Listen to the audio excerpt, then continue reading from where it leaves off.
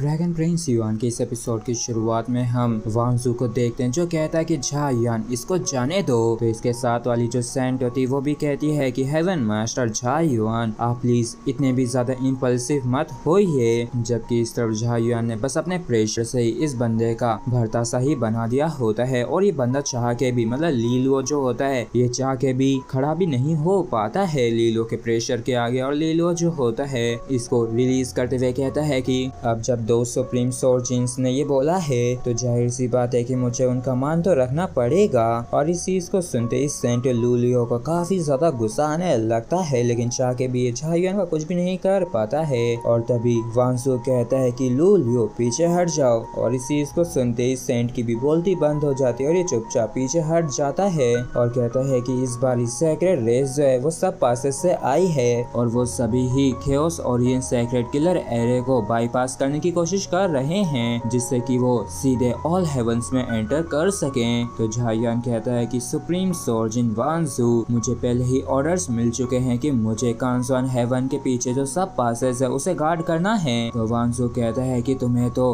कांसवान haven के सभी Lord women experts को इकट्ठा कर लेना चाहिए और उनसे कह दो कि वो लोग हमारे कमांड को फॉलो करें। तो इस पर झा युआन कहता है कि सुप्रीम सोर्जिन जी जियाओ क्या तीनों प्राइम सोर्जिन्स ने कभी भी पर्सनली कहा है कि आप दोनों कांसवान हेवन के लीडर बनोगे? तो जी जियाओ जो होती है ये कहता है कि नहीं उन्होंने ऐसा तो कुछ भी नहीं कहा है। तो वांग जू जो होता है ये कहता है कि आखिर इसमें क्या दिक्कत है, क्योंकि मेरी स्ट्रेंथ और क्वालिफिकेशन के हिसाब से क्या ये तुम्हारे लिए अभी भी मुश्किल है कि तुम मुझे एक लीडर के तौर पे एक्सेप्ट करो? तो झा युआन जो होता है ये कहता है कि अगर आपकी जगह मास्टर कांग यान होते तो मुझे काफी ज्यादा खुशी होती और बल्कि मैं तो उनको ही सपोर्ट करता, लेकिन आपका तो सवाल ही नहीं उठता है। तो ये चीज वांग जू को बुरी लग जाती है और ये कहता है कि तो ऐसा दिखता है कि तुम्हें ये लगता है कि मैं क्वालिफाइड नहीं हूँ। और इतना क्या कि ये काफी ज्यादा खतरनाक तरीके से अपनी जेनेसिस क्यू को रिलीज करते हुए कहता है कि अब जब ऐसी बात है तो मुझे जबरदस्ती अपने स्ट्रेंथ के दम पे तुम्हें स्वीकार करवाना पड़ेगा।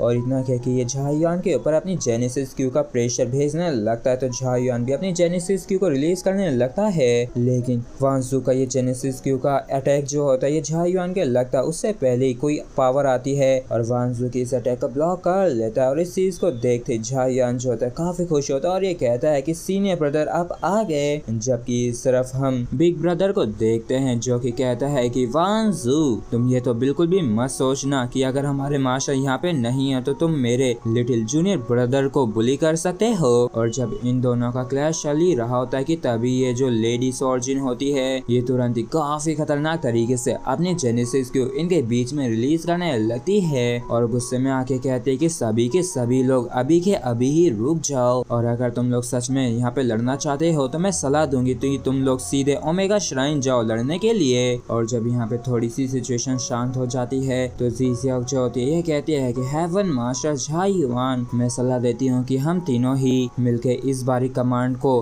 हाथ में लेते हैं और हम तीनों ही मिलके एक साथ चीजों को डिस्कस करेंगे। तो बताओ इस पर तुम्हारा क्या कहना है? तो इस पर झा युआन कहता है कि अगर सभी लोग इस सुप्रीम सोर्जिन जी जियाओ जितने नॉलेजेबल और रीजनेबल हो सके तो मुझे तो नहीं लगता है कि यहाँ पे किसी भी और प्रकार की कॉन्फ्लिक्ट होगी। और इस चीज को सुन के वांग जू जो होता है मुंह फुला लेता है और यहाँ से जाते हुए कहता है कि मैं बस उम्मीद करता हूँ कि जब हम सच में सेक्रेट रेस के उन वेटरन सेंट से मिलेंगे तो ये तब भी उतना ही ज्यादा टफ होगा जितना कि ये आज है। तो जी जियाओ जो होती है कहती है कि हेवन मास्टर झा युआन प्लीज आप जल्द से जल्द कांसवान हेवन के सभी सेक्स और फैक्शन के लोगों को इकट्ठा कीजिए क्योंकि हमें जल्द से जल्द अपने डिफेंस को तैयार करना होगा। तो इसके लिए झा युआन में मान जाता है और फिर कहता झा युआन जो होता है ये तुरंत ही अपनी हेवन मास्टर के रूप में जो इसके पास अथॉरिटी थी उसका इस्तेमाल करके ये एक समनिंग को इश्यू करवाता है जिसकी वजह से पूरे ही कांसवान हेवन के जितने भी लॉर्ड ओमेन एक्सपर्ट्स होते हैं वो इकट्ठा होना शुरू हो जाते हैं और तो और एक के बाद एक करके सब पासेस में एंटर कर रहे होते हैं जिससे कि ये डिफेंसिव पोजीशंस ले सके और बना सके। जिसके बाद हमें सीधे आधे साल के बाद का सीन दिखाया जाता है जहाँ पे सेक्रेट रेस ने एक लार्ज स्केल पे अटैक करना शुरू कर दिया होता है जहाँ पे झा युआन जो होता है ये फाइनल सब पासे वाले एरिया के ऊपर कमांड संभाले हुए था जहाँ पे ये कांसवान हेवन के लॉर्ड ओमेन एक्सपर्ट्स की आर्मी को लीड कर रहा था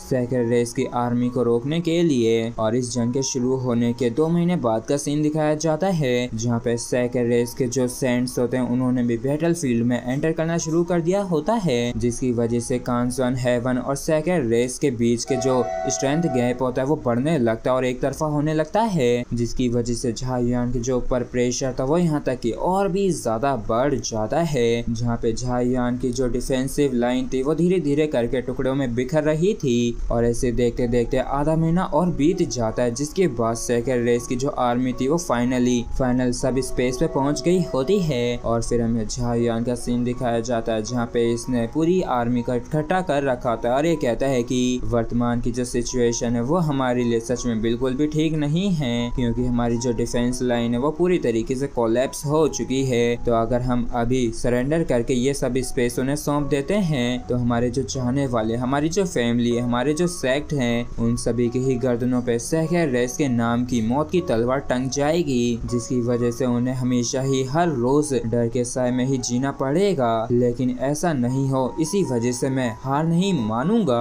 और इस पर बताओ तुम लोगों का क्या कहना है। तो झायुआन के जोश को देख के सभी लोगों में जोश भर उठता है और ये कहता है कि हम भी हार नहीं मानेंगे, हम कांसवन हेवन के लिए आखिरी सांस तक लड़ेंगे और कभी भी पीछे नहीं हटेंगे। और कुछ समय बाद ही हम आसमान के अंदर एक काफी बड़े से क्रैक को अपीयर होते हुए देखते हैं, जो कि आसमान को चीरने लगता है और एक काफी खतरनाक ब्लास्ट के साथ एक पोर्टल सा ओपन होता है और सेक्रेड रेस जो होती है ये स्पेस को तोड़ के आने लगी थी, मतलब सेक्रेड रेस की आर्मी आने लगी थी। और इन सभी को आता देख के झायुआन जो होता है ये कहता है कि सभी लोग तैयार हो जाओ। और इसी के साथ फ्रेंड्स हमारा एपिसोड यहीं पे खत्म होता है। अगर आप लोगों को वीडियो अच्छा लगा हो तो प्लीज चैनल को सब्सक्राइब और वीडियो को लाइक करना बिल्कुल भी ना भूलें। Thank you.